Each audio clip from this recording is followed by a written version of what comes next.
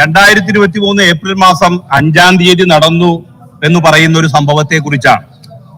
ഒരുവിധ അടിയന്തര പ്രാധാന്യവും ഈ സംഭവത്തിൽ നിലനിൽക്കുന്നില്ല. ആരോപിക്കപ്പെട്ട സംഭവം നടന്നതിന് ശേഷം 2023 ആഗസ്റ്റ് 7 മുതൽ ഈ സഭയുടെ 9-ാം സമ്മേളനവും 2024 ജനുവരി 25 മുതൽ 10-ാം സമ്മേളനവും 2024 ജൂൺ 10 മുതൽ 11-ാം സമ്മേളനവും 2024 ഒക്ടോബർ 24 മുതൽ 12-ാം സമ്മേളനവും 2025 ജനുവരി 17 മുതൽ 13-ാം സമ്മേളനവും നടന്നു. യൂത്ത് കോൺഗ്രസിന്റെ ഒരു നേതാവിനെ പോലീസ് സ്റ്റേഷനിൽ വെച്ച് മർദ്ദിച്ചു എന്ന ആരോപണം സംബന്ധിച്ച് മേൽപ്പറഞ്ഞ സഭാ സമ്മേളനങ്ങളിൽ ഒന്നും ഉന്നയിക്കാത്ത വിഷയമാണ് ഇപ്പോൾ 2.5 വർഷം കഴിഞ്ഞ് 14-ാം സമ്മേളനത്തില് ഉന്നയിക്കുന്നത്. ഇത് അവതാരകനും അല്ലെങ്കിൽ കോൺഗ്രസിന് യാതൊരു പ്രാധാന്യവുമില്ലാത്ത കാര്യമാണ്. രാഷ്ട്രീയ പ്രചരണത്തിന് വേണ്ടി മാത്രമാണ് ഇത് അവതരിപ്പിക്കുന്നത് എന്നത് വ്യക്തമാണ്.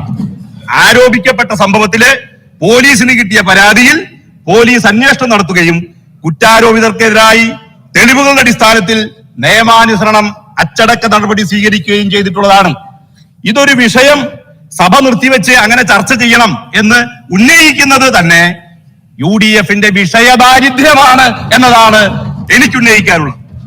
പോലീസ് സ്റ്റേഷനിലോ ലോക്കപ്പിൽ വെച്ചോ ആളുകളെ മർദ്ദിക്കുന്ന രീതി ഒരു കാരണവശാലും ഇടതുപക്ഷ ജനാധിപത്യ മുന്നണി സർക്കാർ അംഗീകരിക്കുന്ന പ്രശ്നമേയില്ല. അത്തരം ആരോപണങ്ങൾ വന്ന ആ ഘട്ടത്തിൽ തന്നെ അന്വേഷണം നടത്തി ശക്തമായ നടപടികൾ സ്വീകരിക്കുകയും ചെയ്തിട്ടുണ്ട്. UDFന്റെ കാലത്ത് പോലീസ് ക്രിമിനലുകളെ എങ്ങനെയാണ് കൈമൈ മറന്ന് സംരക്ഷിച്ചിരുന്നത് എന്ന് നമുക്ക് എല്ലാവർക്കും അറിയാം. കോൺഗ്രസിനും സ്പോൺസർമാരായി നിൽക്കുന്ന മാധ്യമങ്ങളുടെയും ഉന്നം കേരളത്തിലെ പോലീസാകെ കുഴപ്പമാണ് എന്ന് സ്ഥാപിക്കുക എന്നതാണ്. UDF കാലത്ത് ലോക്കപ്പിനും പൊതുയിടങ്ങളിലും സമരവേദികളിലും ആളുകളെ മർദ്ദിച്ച പോലീസിനെ നേരെ അന്ന് സ്വീകരിച്ച നടപടികളും ഇപ്പോഴത്തെ അന്തരീക്ഷവും വ്യക്തമാണ്. ഇപ്പോ നടപടികൾ സ്വീകരിക്കുകയാണ്. ക്രിമിനൽ കേസിൽപ്പെട്ട നിരവധി പോലീസ് ഉദ്യോഗസ്ഥന്മാരെ പിരിച്ചുവിട്ടു. കുറ്റക്കാരായ നിരവധി പോലീസ് ഉദ്യോഗസ്ഥന്മാരെ സസ്പെൻഡ് ചെയ്തു. ക്രിമിനൽ കേസിൽ പ്രതികളായ നിരവധി പോലീസ് ഉദ്യോഗസ്ഥന്മാർക്ക് നേരെ നടപടികൾ സ്വീകരിച്ചു. എന്നാൽ UDFന്റെ നയങ്ങളിൽ ആവേശം കൊണ്ട് ചില പോലീസുകാർ അല്ലെങ്കിൽ സേനയിലെ ചില ആളുകൾ തെറ്റായ നിലപാടുകൾ സ്വീകരിക്കുന്ന ഒറ്റപ്പെട്ട ശ്രമങ്ങൾ ഉണ്ടാകുന്നുണ്ട്. അത്തരം നിലപാടുകൾ സ്വീകരിച്ചവർക്കെതിരെ ശക്തമായ നടപടി സ്വീകരിച്ച് തിരുത്തുക തന്നെ ചെയ്യും എന്നതാണ് ഈ ഗവൺമെന്റിന്റെ നിലപാട്. കുന്നംകുളം പോലീസ് സ്റ്റേഷനില് സുജിത്തിന് മർദ്ദനമേറ്റു എന്ന് പറയുന്ന വിഷയം ശ്രദ്ധയിൽപ്പെട്ട ഉടനെ മുഖ്യമന്ത്രി ഇടപെട്ട് ബന്ധപ്പെട്ടവരെയെല്ലാം തന്നെ സർവീസിൽ നിന്ന് സസ്പെൻഡ് ചെയ്യുകയുണ്ടായി. എന്തേ ഈ 2.5 വർഷമായി നിങ്ങൾ ഈ വിഷയം മുഖ്യമന്ത്രിയുടെ ശ്രദ്ധയിൽപ്പെടുത്താതെ പോയത്? അതിന് ഉത്തരവാദി ആരാണ്? നിങ്ങളുടെ കാര്യക്ഷമതക്കുറവും കഴിവുകേടുമാണ് ഇതിലൂടെ വ്യക്തമാകുന്നത്. അതുകൊണ്ട് തന്നെ ഇത്തരമൊരു പ്രമേയം സഭയിൽ കൊണ്ടുവരുന്നത് രാജ്യത്തെ ഏറ്റവും മികച്ച പോലീസ് സേനയെ തെറ്റായി ചിത്രീകരിക്കാനും ജനങ്ങളെ തെറ്റിദ്ധരിപ്പിക്കാനും ഉദ്ദേശിച്ചുകൊണ്ടുള്ളതാണ്. അതിനാൽ ഈ പ്രമേയത്തെ ശക്തിയായി എതിർക്കുന്നു. നമുക്കറിയാം, ഈ കുന്നംകുളത്ത് അല്ലെങ്കിൽ തൃശ്ശൂരിലൊക്കെ ഇപ്പൊ നടക്കുന്നത് നമ്മുടെ ഈ ഗോളാന്തര സിനിമയിലെ ഒരു രംഗാണ്. ഗോളാന്തര സിനിമ. അപ്പൊ അതില് ഈ മുരിങ്ങച്ചോട്ടിൽ രമേശൻ നായർ എന്നുള്ള കഥാപാത്രമാണ് മമ്മൂട്ടിയുടേത്. അപ്പൊ മമ്മൂട്ടി ഈ കഥാപാത്രം വെച്ച് അവിടെ കാരക്കൂട്ടത്തിൽ ദാസൻ, കാരക്കൂട്ടത്തിൽ എന്നല്ല കാരക്കൂട്ടിൽ ദാസൻ, അത് പറഞ്ഞ് അങ്ങനെ ആയതാ. ഈ കൂട്ടത്തിൽ എന്ന് പറഞ്ഞിട്ടേ അങ്ങനെ ആയതാണ്. അപ്പോ കാരക്കൂട്ടിൽ ദാസൻ. അപ്പൊ ഈ ദാസൻ എന്ന് പറയുന്ന കഥാപാത്രം സ്ഥലത്തെ പ്രധാന ഗുണ്ടയാണ്. സ്ഥലത്തെ പ്രധാന ഗുണ്ടയെ നന്നാക്കാൻ വേണ്ടി മമ്മൂട്ടിയുടെ കഥാപാത്രം ഒരു പെട്ടിക്കാട്ടിട്ട് കൊടുക്കുകയാണ്. അത് ഉദ്ഘാടനം ചെയ്തുകൊണ്ട് ശങ്കരാടി നടത്തുന്ന ഒരു പ്രസംഗമുണ്ട്. അതൊന്ന് കേൾക്കണം, നല്ലതാണ്. ഇപ്പൊ കുന്നംകുളത്തും തൃശ്ശൂരിലും നടക്കുന്നത് അതാണ്.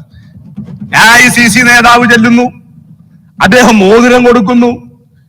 വേറെ ഒരു നേതാവ് ചെല്ലുന്നു, അദ്ദേഹം സ്വർണമാലയിടുന്നു. ഈ നിലയില് ഇദ്ദേഹത്തെ വെളുപ്പിക്കാൻ വേണ്ടി നടത്തുന്ന പരിശ്രമം ചെറുതല്ല. നമുക്കറിയാം, ഈ പറഞ്ഞ കേസിന് ആധാരമായ സംഭവങ്ങൾ, ആ സംഭവവുമായി ബന്ധപ്പെട്ടുകൊണ്ട് ഒരു പോലീസ് ഉദ്യോഗസ്ഥനെ തള്ളിയിട്ടിട്ടുണ്ട്. അദ്ദേഹത്തിന്റെ വാച്ച് തകർന്നിട്ടുണ്ട്. കൃത്യനിർവഹണം തടസ്സപ്പെടുത്തിയതുമായി ബന്ധപ്പെട്ടുകൊണ്ട് അവിടെ കേസുണ്ട്. ഈ കേസിലെ പ്രതിയെ സംബന്ധിച്ചിടത്തോളം 10-11 കേസിൽ പ്രതിയാണ്. ചിലത് രാഷ്ട്രീയ സമരങ്ങളാണ്. അത് ഇരിക്കട്ടെ, നമുക്ക് മാറ്റാം. പക്ഷേ ക്രൈം നമ്പർ 386 2019-2018 വർഷം 26/3/2019 പിന്നെ ഉണ്ടായൊരു സംഭവം കുന്നംകുളം എരുമപ്പെട്ടി പോലീസ് പരിധിയിൽ പൊതുജനങ്ങൾക്ക് സമാധാന ജീവിതത്തിന് ഭംഗം വരുത്തത്തക്ക വിധം തുടർച്ചയായി ക്രമസമാധാന പ്രശ്നങ്ങൾ സ്വീകരിച്ചതിന്റെ അടിസ്ഥാനത്തിൽ പ്രത്യേകിച്ച് രാത്രിയിൽ പയ്യൂരിൽ വെച്ച് ഇരുമ്പ് പൈപ്പ്, വാൾ എന്നിവ കൊണ്ട് അടിച്ച് പരിക്കേൽപ്പിച്ച സംഭവത്തില് പ്രതിയാണ് ഇദ്ദേഹം. അതുപോലെ തന്നെ ഐക്കുളങ്ങര ക്ഷേത്ര അനുബന്ധിച്ചുള്ള ക്ഷേത്ര ചടങ്ങുകളിലെ അത് അലങ്കോലപ്പെടുത്താൻ വേണ്ടി നടത്തിയ ക്രമസമാധാന പ്രശ്നത്തിന്റെ പേരിലും ഇദ്ദേഹം പ്രതിയാണ്. ഈ രീതിയില് അദ്ദേഹത്തിന് ഒരു കേസ് ഡയറി ഉണ്ട്. അപ്പൊ അത്തരത്തില് ഒരു കേസ് ഡയറി ഉള്ള ഒരാള് പോലീസിന്റെ കൃത്യനിർവഹണത്തിൽ കയറി ഇടപെടുന്നു. ആ സാഹചര്യത്തിലാണ് ഈ സംഭവം ഉണ്ടായത് എന്ന് നമ്മൾ മനസ്സിലാക്കേണ്ടതായിട്ടുണ്ട്. എന്നാൽ ഈ വിഷയമുണ്ടായി. ഇപ്പോ വളരെ മഹാനായി ചിത്രീകരിക്കുന്ന കോൺഗ്രസിന്റെ നേതാവുണ്ടല്ലോ, സ്ഥാനക്കയറ്റമൊക്കെ കൊടുത്ത നേതാവ്, അവിടെ ഒരു പ്രകടനം പോലും ഇതിൽ പ്രതിഷേധിച്ചുകൊണ്ട് നടത്തിയില്ല. ആ ഘട്ടത്തിൽ ഒരു പന്തംകുളത്തി പ്രകടനം പോലും അന്ന് നടത്തിയില്ല. അപ്പൊ അത് നടത്താതിരുന്നത് എന്തുകൊണ്ടാണ് എന്നത് നമ്മൾ മനസ്സിലാക്കേണ്ടതാണ്. അപ്പൊ ഇവിടെ ഒരു ഗൂഢാലോചന ഇതുമായി ബന്ധപ്പെട്ടുകൊണ്ട് നടത്തുകയാണ്. അപ്പൊ ഈ നിലയിലെ നിരവധി കേസുകളിലെ പ്രതിയായിരുന്ന ഒരാള് അത്തരത്തിലുള്ള ഒരു സംഭവവുമായി ബന്ധപ്പെട്ട് പോലീസിന് നേരെ നടന്ന ഒരു സംഭവത്തിലാണ്. എങ്കിലും ലോക്കപ്പിൽ നടക്കുന്ന ഇത്തരത്തിലുള്ള നടപടികളെ ഒരു കാരണവശാലും അംഗീകരിച്ചുകൊണ്ടല്ല ഗവൺമെന്റ് എന്ന രീതിയിൽ കൃത്യമായ നടപടി സ്വീകരിച്ചിട്ടുണ്ട്. നിങ്ങളുടെ കാലത്ത് സംരക്ഷണ സ്വഭാവങ്ങള് നമുക്ക് നല്ലവണ്ണം അറിയാലോ, അല്ലെ? നമുക്ക് അത്യാവശ്യം നന്നായി അറിയുന്നതാണ്. മലദ്വാരത്തില് കമ്പി കയറ്റിയ ഡിവൈഎസ്പിയെ കണ്ണൂരില് സംരക്ഷിക്കാൻ വേണ്ടി നടത്തിയ ശ്രമം നമുക്കറിയാലോ.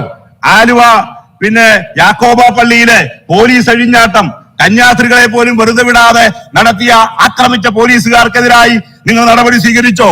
ഭൂമിക്കായി സമരം ചെയ്ത ആദിവാസി യുവാവ് ജോഗിയെ, അദ്ദേഹത്തെ പിന്നെ കൊലപ്പെടുത്തിയ സംഭവം, സ്ത്രീകളെയും കുട്ടികളെയും ആക്രമിച്ച സംഭവം, നിങ്ങൾ എന്ത് നടപടിയാണ് സ്വീകരിച്ചത്? അപ്പോ ശിവഗിരിയിൽ പോലീസ് നടത്തിയ നരവേട്ട അന്നത്തെ മുഖ്യമന്ത്രി ശ്രീ AK ആന്റണി ന്യായീകരിച്ചില്ലേ? സംഘർഷമുണ്ടായാൽ പിന്നെ എന്ത് ചെയ്യും എന്ന ചോദ്യമാണ് തിരിച്ചു ചോദിച്ചത്. അങ്ങനെ പോലീസുകാരെ സംരക്ഷിക്കുന്ന ഒരു നിലപാടല്ല കേരളത്തിലെ ഇടതുപക്ഷ ഗവൺമെന്റ് സ്വീകരിച്ചിട്ടുള്ളത്. ആയതുകൊണ്ട് ഈ അടിയന്തര പ്രമേയത്തെ ശക്തിയായി എതിർക്കുന്നു.